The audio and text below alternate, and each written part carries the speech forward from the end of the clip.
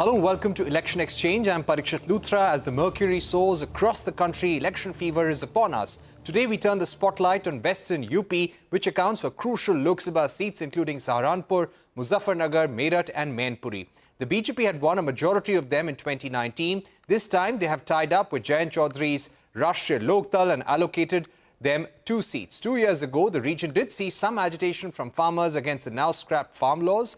Traditionally a stronghold of the RLD because of Chaudhary Charan Singh's influence, the Jats in the region have slowly and steadily drifted towards the BJP. Over the past decade, the region is also known for its sugarcane production.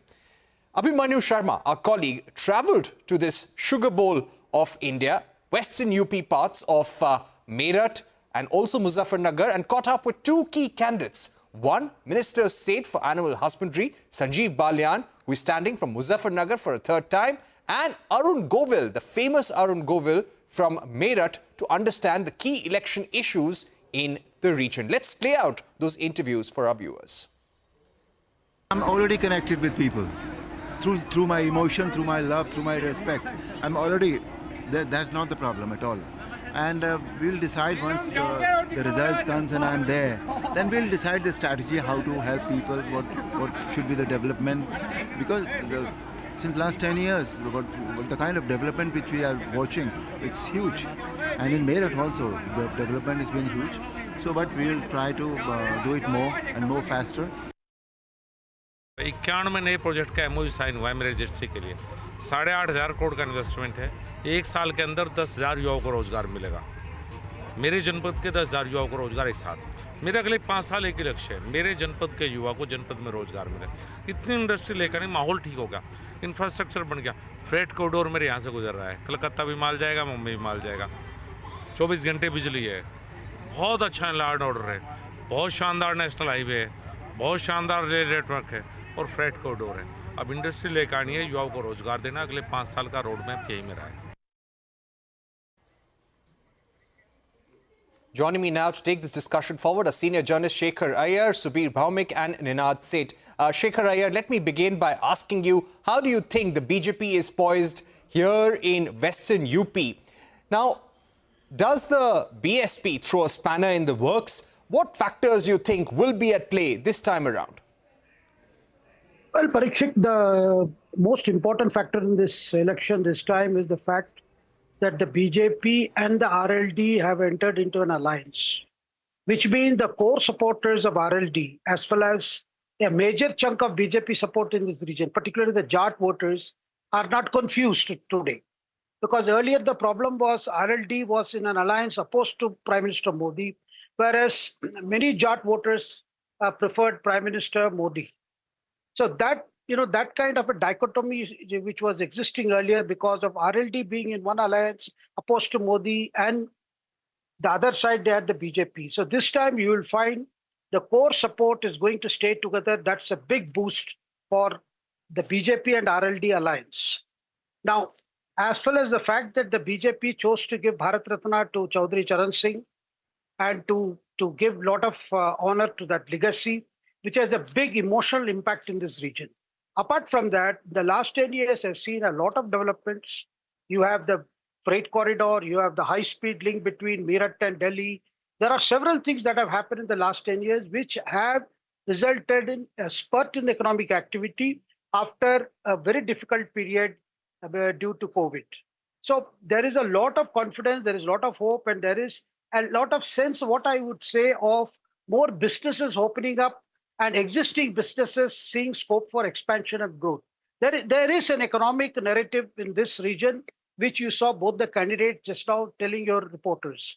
And the other thing is, if you look at the opposite side, the opposition after the RLD left the alliance led by Samajwadi Party or the Congress, opposition has been a state of a disarray.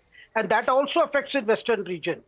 And you have seen that the Congress particularly has not made much of an impact in this region, and BSP, for all you know, has been little rather laid back in its approach, though Mayawati has of late said that they are going to put up candidate, they are contesting. But Mayawati has chosen to go it alone, which means she doesn't want her party's vote to get transferred to any other party.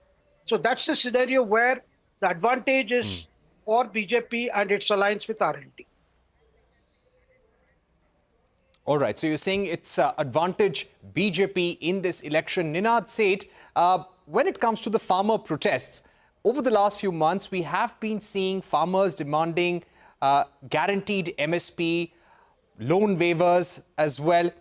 How do you think those protests are going to spill over to the election mood in Western UP, according to you? I think farmer distress is a real thing, but politically and especially electorally, I do not think it's going to translate on the ground. Look, you mentioned Muzaffarpur and Meerut. Both of them are now virtually, because of the road and rail links, they are virtually suburbs of Delhi. I mean, if you take the Meerut route, you are in Meerut in 1.5 hours. So that is a transformational story of economic development. Politically, also, one must not forget that Narendra Modi is front and center in this election. His personal appeal with the voter is the biggest thing going, because when you realize that this is the third term and there is very little anti-incumbency going by the polls, it appears to me that this is going to be an electoral tsunami in the Western Uttar Pradesh. There are also two other things. BSP legacy is now up for, she is not going to be able to save her vote bank. I think the Jatav vote is up for grabs, and I think BJP knows it. So, after the alliance with, the Jat vote, the whole opposition virtually does not exist on the ground. So this is one election where you can very safely say that it's game over as far as electoral prospects are concerned, and economic factors are huge in this. I will go ahead and make a little bit of a crystal ball gazing and say that perhaps in the next term India will take a firm stand and allow sugar exports. Thereby. For the last 50 years, we've been talking about being the sugar basket of the world, like this. So I think that angle, which is not, it's not an electoral angle right now, but it's going to be very huge. That is the hope. This is an election of aspirations.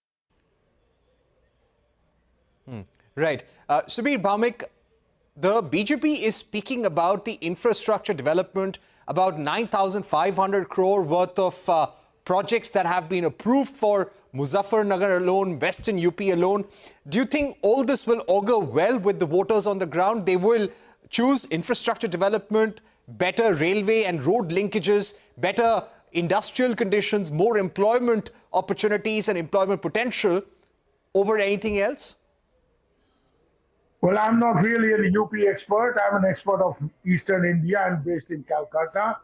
But you know what? At the end of the day, as my previous panelist rightly said, this is an election of aspirations. I will say this is an election of projected aspiration.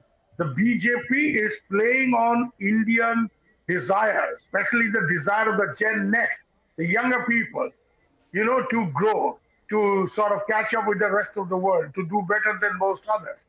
This is definite. And this is not just a middle class phenomenon. This is definitely the preponderating sort of feature of what I call the mobile Indian middle class. Now, for instance, in Bengal, people don't have jobs here because of the ruin that the economy has faced, very little industrial investment. So where are Bengalis going? 13 lakh Bengalis are in Bangalore, including my daughter. And for them, Bangalore is the second capital of West Bengal. So this is the class.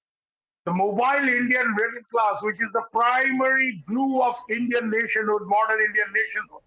They want, like the capitalist wants, a best deal, the return on investment. So they want this big country to be united so that if they cannot invest here properly, they can go and invest some other state and do well. Same middle class, the mobile Indian middle class. If I don't get a job, my daughter got a job here after doing hotel management, graduate hotel management.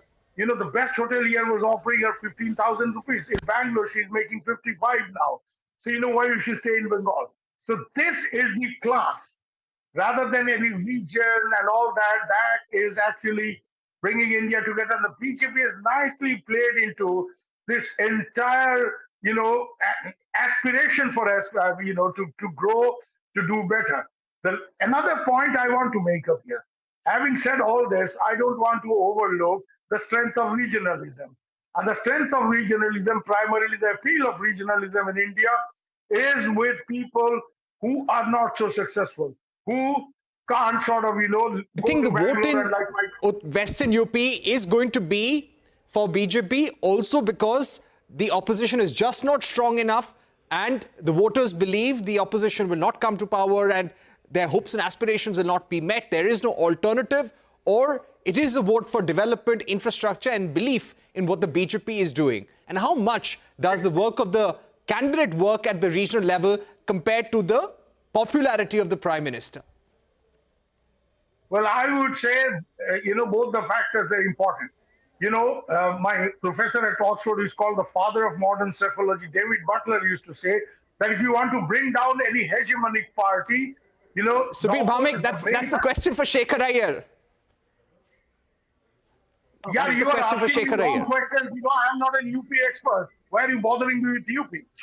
I was under the impression that I'll be asked Mr. questions Bhamik, I on was not India. asking you. I was asking Shekhar Iyer. Oh, sorry. I was asking that, putting this question to Shekhar Iyer. Well, Parikshit, the reading on the wall was read by Jayanta Chaudhary. He realized there was no point in staying on with an alliance which is opposed to Prime Minister Modi when the ground mood is rather in favor of Prime Minister Modi, and Prime Minister Modi's guarantees, Prime Minister Modi's roadmap for the next 25 years for the development of the region, particularly Western UP. And they are also seeing a lot of developments happening under the Chief Minister Adityanath Yogi. So when the overwhelming mood is for development and for, as has been said earlier here, for the aspiration. Now, somehow opposition has missed the bus in terms of projecting these aspirations. They have been rather focusing on the personality of Prime Minister. But on the ground, when people have seen the projects that have taken off, what is in store, and by nature in Western UP, the mood is more in favor of small businesses, entrepreneurs making use of the opportunity that comes along. So the whole mood is that this government, if it gets another term and the Prime Minister gets a third term, this is going to see a rollout of major decisions. And some of these decisions could also be even sugar export, as Mr. Seth mentioned here. So there are several things that people are looking forward to a third term of the Prime Minister. And as I said, core supporters, particularly the Jat voters who are agriculturists, but who are also looking forward to big ticket changes in agriculture so that there can be more productivity and there can be more income for farmers. Yes, farmer registration has been on, particularly in Punjab, Haryana side. But in Uttar Pradesh, you have seen, yes, they were part in the earlier, but they have begun to realize that some of the ideas that were contained in the farmers' bill, those ideas per se were not wrong, but those ideas need to be further expanded so that the farmers get an opportunity to see more investments in agriculture infrastructure, agro-based industries and things like that. So all that can happen only if the government gets a third term, and they have a lot of faith in what the Prime Minister has been saying in meeting after meeting, his vision for Viksit Bharat. Right. We are heading into a short break, but we will request all our panelists to stay with us because when we return, we're going to turn the spotlight on Bengal elections. Today, you had both the Prime Minister and Mamata Banerjee, the Chief Minister of Bengal, sparring in North Bengal. We will be talking about the battle for West Bengal when we return.